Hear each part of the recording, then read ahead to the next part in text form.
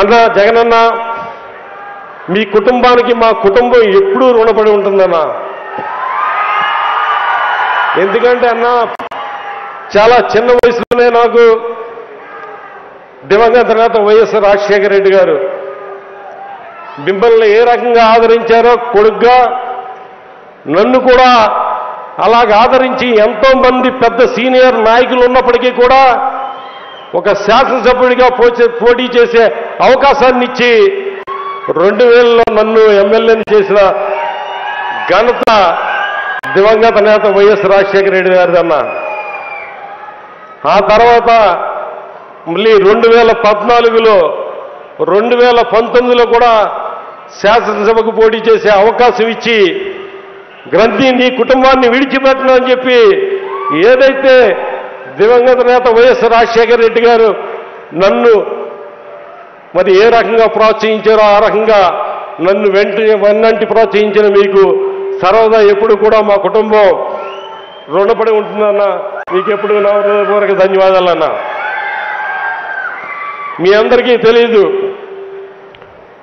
2019 ఎన్నికల ముందు మరి ఎన్నికల్లో పోటీ చేయకూడదని ఆలోచన చేస్తుంటే జగనన్న ఒకటే అన్నారు, నువ్వు ఎన్నికల్లో పోటీ చేయి, గెలిచినా ఓడినా కూడా రాజకీయాల్లో పోటీ చేసి ముందుకెళ్ళాలి, లేదంటే కనుక రాజకీయాల్లో తెరమరుగైపోతావు.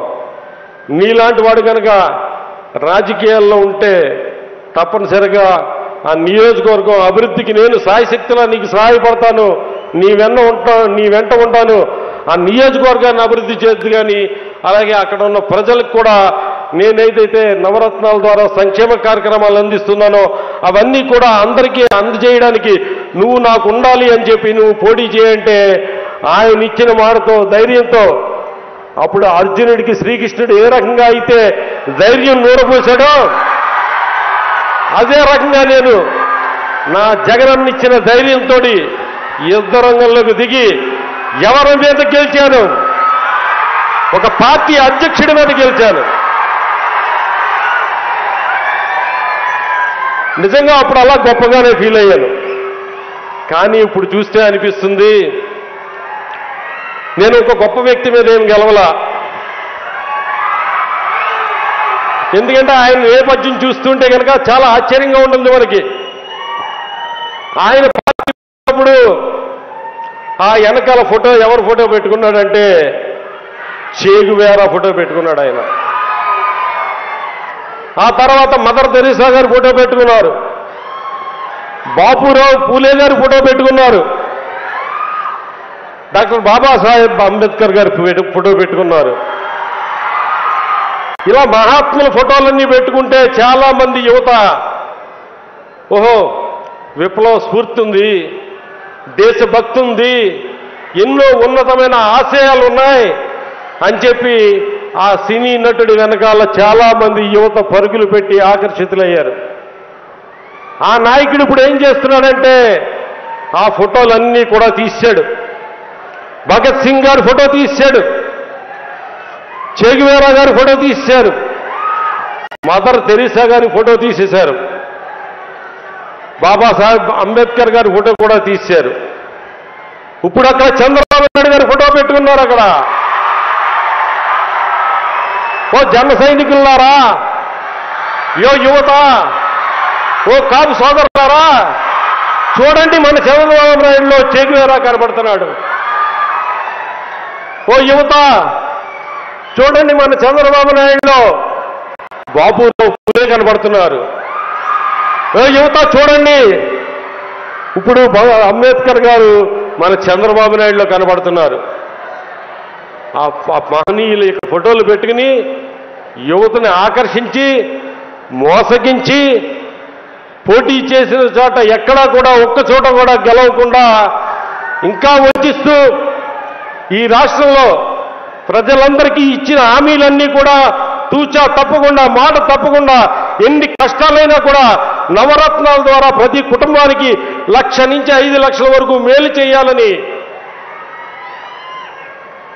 32 లక్షల మందికి ఇల్లు ఇవ్వడమే కాకుండా నిరంతరం కూడా పేదవాళ్ళు, బడుగు బలహీన వర్గాల వారు, కులం చూడకుండా, మతం చూడకుండా, పార్టీ చూడకుండా ప్రతి పేదవాడు కూడా ఆర్థికంగా బలోపేతం అవ్వాలని, ప్రతి అక్క చెల్లి కూడా ఆర్థికంగా బలోపేతం అవ్వాలని, ప్రతి కుటుంబం కూడా ఆర్థికంగా బలోపేతం అయితే ఈ రాష్ట్రం బలోపేతం అవుతుందని, ఇలాగ ప్రతి రాష్ట్రం కూడా బలోపేతం అయితే దేశం బలోపేతం అవుతుందని ఆలోచనతోటి నిరంతరం కూడా ఒక మంచి మనస్తోటి, ఒక ప్రేమ తత్వ హృదయంతో ఇలా మన ప్రీతం ముఖ్యమంత్రి జగన్మోహన్ రెడ్డి గారు పనిచేస్తూ ఉంటే, పేదల పక్షాన ఆయన నిలబడి ఉంటే, పేదల మీద కక్షతోటి, అక్క చెల్లెమ్మల మీద కక్షతోటి, రైతన్నల మీద కక్షతోటి వీళ్ళందరికీ మేలు జరుగుతుంది, వీళ్ళందరికీ మేలు జరగకూడదు అని చంద్రబాబు నాయుడు గారు చేస్తున్న కుట్రలకి, కుతంత్రాలకి ఈ దత్తపుత్రుడు ఏ రకంగా సహాయపడుతున్నాడు అనేది మనందరం కూడా చూస్తున్నాం. అరే చంద్రబాబు నాయుడు గారు, మీ చరిత్ర చూస్తే ఏముంది? హత్య రాజకీయాలు, వెన్నుపోటు రాజకీయాలు, ఎన్నికల ముందు దగా చేసి ప్రజలతోటి ఓట్లు వేయించుకుని అధికారంలోకి వచ్చిన తర్వాత ఆ ప్రజలను మర్చిపోవడాలు మీకు గుర్తులేదా? ఎన్నికలకి వస్తున్నారు, అందరూ కలిసి వస్తున్నాం అంటున్నారు. ఏదైతే పేదల పక్షాన్ని నిలబడ్డ జగన్మోహన్ రెడ్డి గారిని అర్జెంటుగా అక్కడి నుంచి ఆ పదవి నుంచి దింపాలని ఆలోచన చేస్తున్నారు. చేసే ముందు ఒక్కసారి ప్రజలకు చెప్పండి, కారంచేడులో ఏదైతే దళితుల మీద దాడులు చేశావో ఆ దాడులకి మీరు క్షమాపణ చెప్పండి. ఏదైతే వంగవీటి మోహన్ రంగా గారిని నిరాహార దీక్షలో కూర్చున్న ఆయన్ని హత్య చేశారో దానికి మీరు క్షమాపణ చెప్పండి.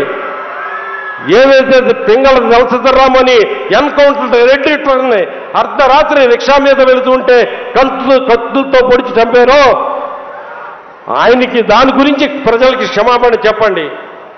అంగన్వాడీ వర్కర్లు హైదరాబాద్లో ఏదైతే తమ డిమాండ్ల కోసం పోరాటం చేస్తూ ఉంటే వాళ్ళందరినీ కూడా లాఠీలతో కొట్టి, గుర్రాలతో తొక్కించి, మహిళలను కూడా చూడకుండా అవమానించిన మీరు ముందు ప్రజలకి క్షమాపణ చెప్పండి.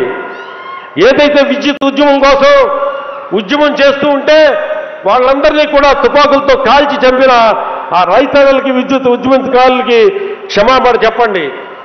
ఏదైతే తెలుగు వాళ్ళ పౌరుషం కోసం ఎన్టీ రామారావు పార్టీ పెట్టి స్థాపించి, ఏదైతే పార్టీని స్థాపించి ప్రజల మన్నలతో అధికారంలోకి వస్తే సొంత మామానిచ్చి కూడా చూడకుండా ఆయన్ను వెన్నుపోటు పొడిచి ఆయన ముఖ్యమంత్రి పదవి లాక్కుని, ఆయన పార్టీని లాక్కుని మోసం చేసిన, దగా చేసిన చరిత్ర ఉన్న చంద్రబాబు నాయుడు చేసిన తప్పును ప్రజల దగ్గర ఒప్పుకుని అప్పుడు ఓటు అడగడానికి రా అని చెప్పి మీకు విజ్ఞప్తి చేస్తున్నా. ఏం చేశారు? 600 వాగ్దానాలు ఇచ్చారు 14 ఎన్నికల్లో. అక్క చెల్లెమ్మలు బంగారం తాకట్టు పెట్టుకుంటే మీ బంగారాన్ని చంద్రబాబు నాయుడు వచ్చి ఇడిపిస్తాడు అని చెప్పారు. రైతన్నులకి 1,18,000 కోట్ల రూపాయలు బేషరతుగా రుణాలు మాఫీ చేస్తానని చెప్పి ఏదైతే దివంగత నేత వైఎస్ రాజశేఖర రెడ్డి గారు రైతులను ప్రోత్సహించడానికి మరి దేశవ్యాప్తంగా రుణమాఫీ చేయడానికి సోనియా గాంధీ గారిని ఒప్పించి, అలాగే తర్వాత రైతులకి ఇక్కడ పావలా వడ్డీకి రుణాలు ఇప్పించి, రైతులు రీపేయింగ్ కెపాసిటీని పెంచి, ఏదైతే రైతుల్ని బ్యాంకుల వాళ్ళందరూ కూడా హీనంగా చూసే పరిస్థితుల్లో రైతుకి ఒక గౌరవాన్ని తీసుకొచ్చి, ఆ రైతు బ్యాంకుకి వెళ్తే గతంలో స్కేల్ ఆఫ్ ఫైనాన్స్ ద్వారా 17,000, 18,000 ఇచ్చి రుణాన్ని దాన్ని ₹1,00,000, 2,00,000 రూపాయలు కూడా బ్యాంకర్లు ఇచ్చి రైతులను ప్రోత్సహిస్తుంటే, నువ్వేదైతే 1,18,000 కోట్ల రుణాలు మాఫీ చేస్తానన్న వ్యక్తివి ఎన్నికలు అయిపోయిన తర్వాత రైతులు మీరు మోసం చేశారు, బ్యాంకర్లు మీరు మోసం చేశారు. స్కేల్ ఆఫ్ ఫైనాన్స్ ద్వారా ఎంత మీరు రుణం తీసుకోవాలి? ఓన్లీ 18,000 తీసుకోవాలి. కానీ అదనంగా తీసుకున్నారు. మీరు నేరం చేశారని రైతుల్ని అందరినీ కూడా వేలెత్తి చూపించి ఇచ్చిన మాట తప్పి రైతులను దగా చేసిన ముఖ్యమంత్రి ఎవరంటే చంద్రబాబు నాయుడు గారు. డ్వాక్రా రుణాల మాఫీ కానీ, రైతు రుణాల మాఫీ కానీ, ఇంటికో ఉద్యోగం కానీ, 2,000 నిరుద్యోగ భృతి కానీ, ఇటువంటి ఎన్నో వాగ్దానాలు ఇచ్చి, హామీలు ఇచ్చి, మోసం చేసి, దగా చేసి ఇవాళ ప్రజల పక్షాన్ని నిలబడి ఇచ్చిన హామీలన్నీ కూడా అమలు చేస్తూ నమ్మకానికి నిదర్శనమైన మన జగనన్నని దింపాలని, తద్వారా పేదవాళ్ళని, బడుగు బలహీన వర్గాల వాళ్ళని అందరినీ కూడా మరొకసారి వంచి వాళ్ళని పేదరికంలోకి గెంటాలని, వాళ్ళని పేదరికంలోనే ఉంచాలని కుతంత్రం పట్టున్న శక్తుల పట్ల అందరూ కూడా అప్రమత్తంగా ఉండాలని చెప్పి కోరుకుంటూ, ముఖ్యంగా ఈరోజు ఎంతోమంది యువత అలాగే ప్రజలు మన ప్రీతమ ముఖ్యమంత్రి జగన్మోహన్ రెడ్డి గారి యొక్క సందేశాన్ని వినాలని ఎంతో ఆతృతతో ఎదురు చూస్తున్నారు. నాకు ఇంకా ఎన్నో చెప్పాలని ఉన్నది.